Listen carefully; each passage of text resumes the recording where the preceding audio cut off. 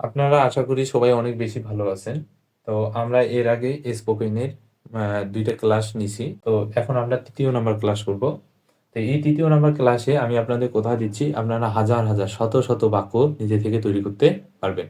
তো চলেন ক্লাসটা শুরু করি। তো প্রথমত আমরা লিখছি ক্যান। ক্যান শব্দের অর্থ হচ্ছে পারা। তার মানে এই ক্যান ব্যবহার করব আমরা পারা। তো প্রথম আমাদের নিয়মটা হচ্ছে subject plus can plus V1 এর বাংলা লিখে দিছি আমি কিছু পারি অর্থে। তারপর subject plus can not plus V1 মানে আমি কিছু পারি না অর্থে। মানে ক্যানের সাথে কি লাগাই দেব? নট লাগাই। তারপর এখন আমরা যদি কাউকে প্রশ্ন করি তখন ক্যানটা আমরা সামনে নিয়ে যাব। তাহলে can plus subject plus V1 পারা অর্থে প্রশ্ন করব। মানে কে কিছু কিছু কি পারে কি পারে না সেটাকে আমরা কি করব? প্রশ্ন করব। এই প্রশ্ন করার পর আমরা হ্যাঁ বোধক উত্তর দিতে পারি, না বোধক উত্তর দিতে পারি, তাই না? তো চলেন আমরা সেই জিনিসটা শেখার চেষ্টা করি। আমি কথা দিচ্ছি আপনাদের আপনারা শত, শত হাজার, হাজার বাক্য তৈরি করতে পারবেন এই ৩য় নাম্বার ক্লাস। তাহলে আমরা শুরু করি। আমি প্রথমত কোয়েশ্চেন করতে পারি আপনাদের। তার মধ্যে কিছু, কিছু আমি ভার্ব লিখে দেই। আপনারা আরো কিছু নিবেন। যেমন ইট মানে কি? খাওয়া, রাইট মানে কি? দেখেন বেসিক জিনিসগুলো লিখে দিলাম। গো মানে যাওয়া, ড্রাইভ মানে কি? চালা। তারপর হচ্ছে ওয়্যার মানে হচ্ছে কি? পড়া। তারপর হচ্ছে রান মানে দৌড়া, প্লে মানে কি? খেলা করা বা কোনো কিছু বাজানো। তারপর হচ্ছে কুক মানে রান্না করা। এই জিনিসগুলো দিয়ে আমরা আজকে এই ক্লাসটা শেখার চেষ্টা করব। আপনারা আরো বেশি প্র্যাকটিস করবেন নিজের সাথে। তাহলেই আপনাদের এই ক্লাসটা বেশি সার্থক হবে। তো শুরু করি। তাহলে আমরা প্রশ্ন করব প্রথমে। প্রশ্ন করলেই এই উত্তরও হবে, নাও হবে। তার আগে আমরা স্বাভাবিকভাবে ২-৩ টা সেন্টেন্স একটু প্র্যাকটিস করি। যেমন subject plus can plus V1 আমি কিছু পারি। তাহলে আমি ভাত খেতে পারি। I can eat rice কত সোজা, তাই না? তারপর মনে করেন যে আমি লিখতে পারি হোয়াইট বোর্ডে। I can write on the whiteboard। তারপর হচ্ছে যে আমি গান গাইতে পারি। I can sing a song। তারপর আমি পারি না অর্থে তাই ওগুলোর সাথে নট লাগিয়ে দেন। আমি গান গাইতে পারি না। I cannot sing a song। আমি হচ্ছে যে ভাত খাইতে পারি না। I cannot eat rice। তারপর আমি দৌড়াইতে পারি না। I cannot run। দেখেন কত সহজ। তারপরে এগুলাকে এখন প্রশ্ন করা অর্থে নিয়ে আসেন যে তুমি কি গান গাইতে পারো? Can you sing a song? Can you sing a song? তারপর হচ্ছে তুমি কি লিখতে পারো? Can you write? তারপর প্রশ্ন করেন তুমি কি দৌড়াইতে পারো? Can you run? দেখেন কত সহজে জিনিসগুলো হয়ে যাচ্ছে। তাহলে এখন আমরা শুরু করি। আমার সাথে সাথে প্র্যাকটিস করবেন। যে আমরা প্রথমে প্রশ্ন করব, তারপর আমরা উত্তর দেওয়ার চেষ্টা করব। তাহলে ইট দিয়ে শুরু করি। Can you eat? Yes sir I can. তাহলে ইউটা তখন চেঞ্জ হয়ে যাবে যেহেতু আমি নিজে উত্তর দিচ্ছি। Yes sir I can read. No sir I can not eat rice. যা মন চায় দিয়ে দিই। রাইট। রাইট দিয়ে প্রশ্ন করি। Can you write a letter? Yes sir I can write a letter. No sir I can not write a letter. এখন go দিয়ে প্রশ্ন করি।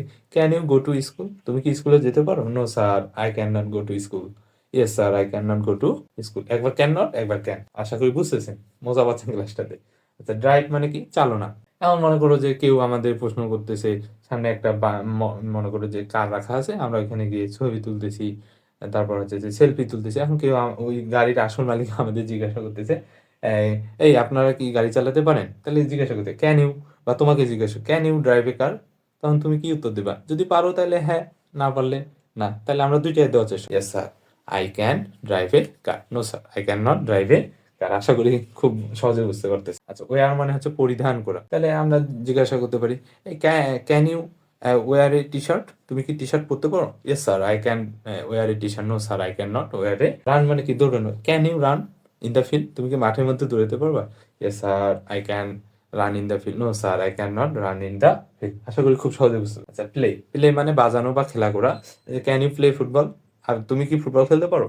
Yes sir I can play football. No sir I can not play football. বা বাজানো অর্থে যদি প্লেটাকে use করি, আমরা ব্যবহার করি, ক্যান ইউ প্লে গিটার?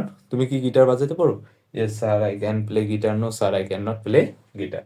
আচ্ছা, কুক দিয়ে প্রশ্ন করি। Can you cook biryani? তুমি কি বিরিয়ানি রান্না করতে পারো?